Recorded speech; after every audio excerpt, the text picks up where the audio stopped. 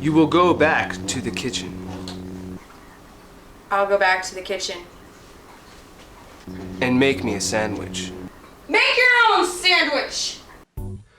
Okay, J.J. Abrams, look me directly into my eyeballs and tell me that you and Lawrence Kasdan sat down and fucking wrote this fucking story out, just the two of you. Please, I want to hear it from your mouth directly. That Force Awakens script. is An original piece of... screenplay. I know from experience, dude. You know what I mean? No, you don't. You have so much in the Star Wars universe to use to pretty much craft a new chapter of Star Wars.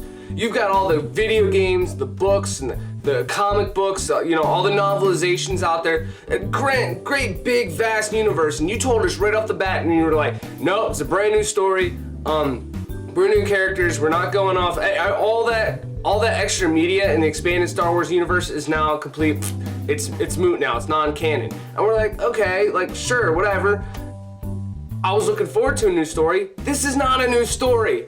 This is a New Hope regurgitated. Now I wanted to wait a while before I hopped on the Force Awakens review bandwagon. Like the movie comes out, I watch it. I got to see it the day before it came out. I didn't want to just hop on that bandwagon immediately and it's just like, it's a great movie, because it was. I enjoyed myself thoroughly. It was a great movie. The characters are all great. I love the practical effects. I love how like I finally got to experience a newer movie where I'm like, is that CGI or is that practical effects? I can't tell. Whereas like the things that are CGI are like obviously CGI, and I think like, you know, it was like $350 million to make this movie. You couldn't spring for another like a couple million to make some of these all CGI characters practical effects. But anyway, I digress. Even though I enjoyed the movies, the fact that this is a New Hope completely regurgitated just blows my mind. It's almost shot for shot remake.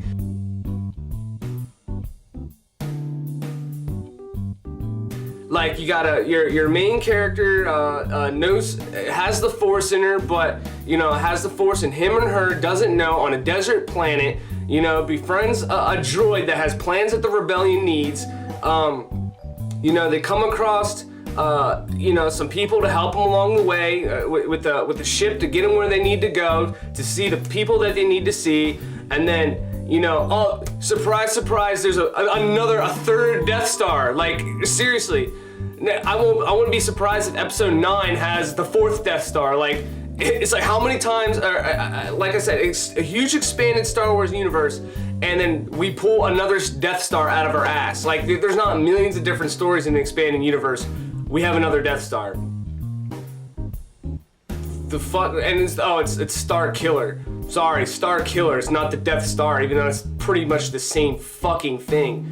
So anyway, you know, you got the Death Star thing. They got to get inside of it. You know, guess what? Spoiler alert, by the way.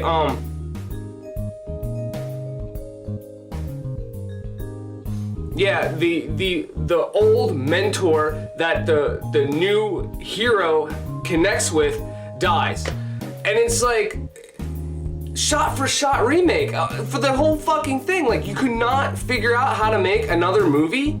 Was it a terrible movie? No. Definitely the best film that I've seen all year. And was it a bad Star Wars film? Absolutely not. For me, it would be my fourth favorite one, because to me the prequels, I've seen them a couple times. Every time I watch it, I get sick to my stomach and have to walk out because I can't stand shitty dialogue for the most. But that is probably my least favorite thing about the prequels, was the shitty dialogue. Just terrible characterizations, everything looked like crap. But the newer one, you know, they definitely played it safe with the soft rebooting or soft retooling or whatever they call this particular type of remake. But I did enjoy it a lot more than the prequels, and that's why I put it as number 4. It never will touch the original trilogy, and of course all of us went in there already assuming as much. There's no way. But I did give it the benefit of the doubt. Of course, all of the entire Star Wars community expected them this one to be better than the prequels, of course. But I think J.J. Abrams kind of flew way too close to the source material for his own good. It kind of ruined it for me, because now it's like, well, now that I know that you're capable of just completely rehashing the story from an older film, I'm almost certain you're gonna do it again and again. And now that I think about it, like, you know, I took some time after the movie while I got my thoughts and let the Star Wars fanboy in me die a little bit, for me to like really look at this from a non-biased perspective. And I was eventually able to see it for what it really is, and it's, you know, it's just Hollywood. It's another cash grab. One that a lot of heart and detail went into, and I will give it that credit, but I feel that it was very lazy at the fact that it rehashed a storyline that we were already familiar with. I will say this much is, I think that younger kids, like smaller kids, like I'd say like 10 and below, who normally wouldn't watch a Star Wars film like the original one, may have higher expectations as to what films look like from their perspective. Like me, I'm almost 28 years old. Of course, when I see an older movie, I can appreciate it for what it was, because I grew up with those movies. Whereas nowadays, it's probably like me trying to watch like a black and white film from 1920. Like, I'm probably not gonna like really want to get into it that much. So I think it's really cool for younger kids to be able to get in the Star Wars universe and still feel like what they're watching is relevant to the time period in which they're growing up in. That I can understand.